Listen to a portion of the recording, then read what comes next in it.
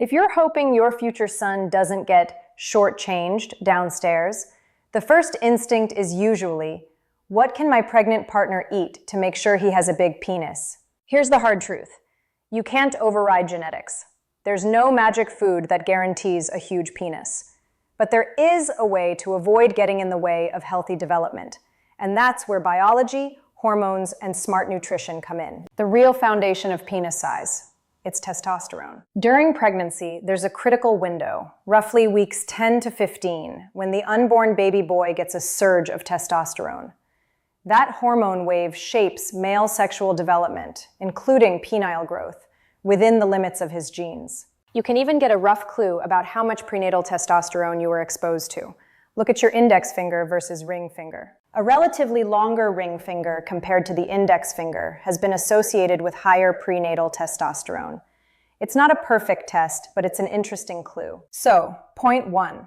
Intrauterine testosterone is the first boost for penis growth, but always inside your genetic blueprint. And that blueprint comes from both parents.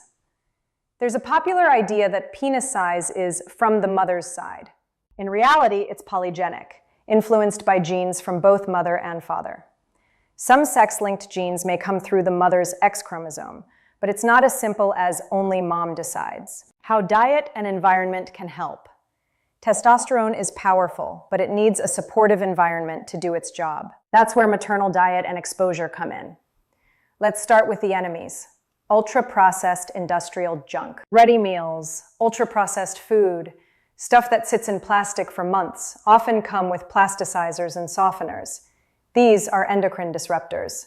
They can interfere with hormone signaling, blur or weaken the testosterone message the fetus is supposed to receive. 2. Refined sugar bombs. When the mother's diet keeps her insulin constantly high, think sugary drinks, desserts, white flour, constant snacking, it can increase inflammation, alter placental signaling. Testosterone doesn't like this kind of noisy, inflammatory environment. 3. Alcohol and nicotine. Even small amounts during pregnancy matter. They reduce placental oxygenation, increase oxidative stress. Oxidative stress is like rust for the body. It clogs up and blocks hormonal chains the same way a dam blocks a river. That includes testosterone-driven development. 4. Microplastics and softeners. They're in bottled water, food packaging, some cosmetics and cleaning products. You can't avoid them completely, but you can reduce exposure. And during that critical pregnancy window, every bit of reduction helps. What actually supports healthy testosterone action? Now let's flip the script. What kind of environment helps fetal testosterone do its job properly? Checkmark. Adequate protein and micronutrients. Not eat a cow a day. Not endless protein shakes. Just enough high-quality protein and vitamins, minerals, so the placenta functions efficiently. Hormone production and transport run smoothly. Checkmark. Healthy fats. Omega-3 fats support the function of fetal Leydig cells, the cells in the testes that produce testosterone. Good sources: fatty fish, nuts, seeds, quality oils. Checkmark. Antioxidants from whole foods. Vegetables, herbs, and spices are loaded with antioxidants. These neutralize free radicals, help keep hormonal cascades clean instead of clogged by oxidative stress. It's not woo-woo, it's basic biochemistry. Checkmark. Stable blood sugar.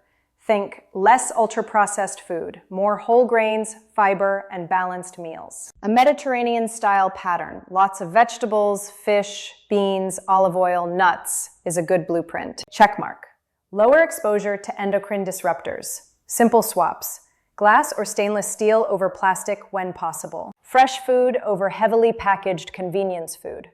Avoid heating food in plastic containers. Again, it's not a magic trick. It's about reducing noise so the fetal testes can do what it's supposed to do. A surprising taste hack for later.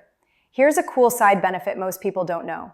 Your child's future taste preferences are influenced by what the mother eats during pregnancy. Research shows that flavors from the maternal diet shape the baby's taste buds in the womb. So if you want a kid who doesn't run from Brussels sprouts or spinach, your partner needs to eat those foods during pregnancy. That's one of the reasons I'm doing this series, to give you biological hacks that actually make sense instead of magical claims. Why this matters long term. The food industry is incredibly good at one thing: making children love sugar, refined carbs, and junk fats. In many places, especially in the US, there are food deserts. Lots of ultra-processed options, almost no fresh vegetables in sight. The best insurance you can give your future son starts before he is born. Avoiding chronic sugar overload and unhealthy fats during pregnancy. Building his biology to handle the modern food environment better. Because here's another uncomfortable truth. Obesity in boys is linked to more hormonal issues and can be associated with poorer sexual health later in life. That's what the next video in this series will explore more deeply. So if you don't want to miss that breakdown, subscribe and tap the bell so you get notified. A quick reality check about penis size and relationships. Guys, please don't turn your partner's pregnancy into a project about your son's future penis. Remember, genetics still sets the limits. Pregnancy is physically and emotionally demanding. She is dealing with huge hormonal shifts and vulnerability. Your job is to support her, not stress her with your size obsession. What is always a good idea? Encourage a balanced diet, not eating for two. Help her avoid excessive weight gain. Maybe see a dietitian together if you're unsure what healthy looks like in pregnancy. Healthy eating during pregnancy doesn't just support fetal development. It also makes recovery easier after birth, sets your child up for better lifelong health. So, talk to each other, work as a team, get professional advice if needed. And about the genetics again. To wrap it up, penis size is largely genetic, not something you can sculpt like clay. Both parents contribute to that genetic picture.